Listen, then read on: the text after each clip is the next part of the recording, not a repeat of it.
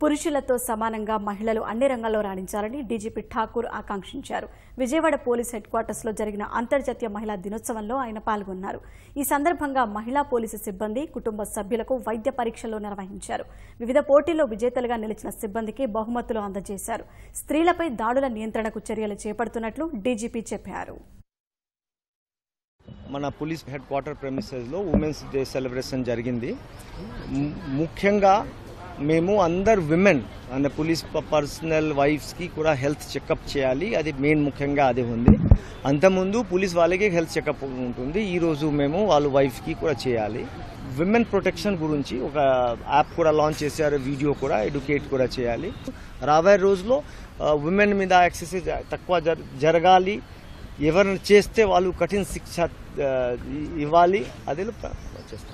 మహిళలు కూడా వాళ్ళను రక్షించుకోవడానికి ఒక 3 రకాల నైపుణ్యాలు నేను చెప్పగలను. అందులో మొట్టమొదటిది నిర్ణయం తీసుకునేటువంటి నైపుణ్యం. ఇంకా ముఖ్యంగా చెప్పాలి అంటే ఆత్మరక్షణ నైపుణ్యం కూడా కలిగి ఉండాలి.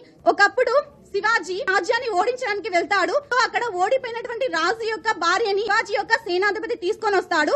తీసుకొని వచ్చిన తర్వాత శివాజీ ముందు ఉంచితే శివాజీకి కోపం వస్తుంది. ఎందుకంటే పరాయి స్త్రీ మనకు కన్న తల్లితో సమానం అని చెప్పేసి అటువంటి గొప్ప భావనని శివాజీ కలిగి ఉన్నాడు. కాబట్టి అలాంటి భావన ఈరోజు మన భారతదేశంలో ఉన్నటువంటి ప్రతి ఒక్క మహిళ కూడా మనకు కన్న తల్లితోనే సమానమని సమాజంలో ఉన్నటువంటి ప్రతి ఒక్కరు కూడా భావించినట్లయితే సో మహిళలపై జరుగుతున్నటువంటి నేరాలలో 25% మార్చవచ్చు.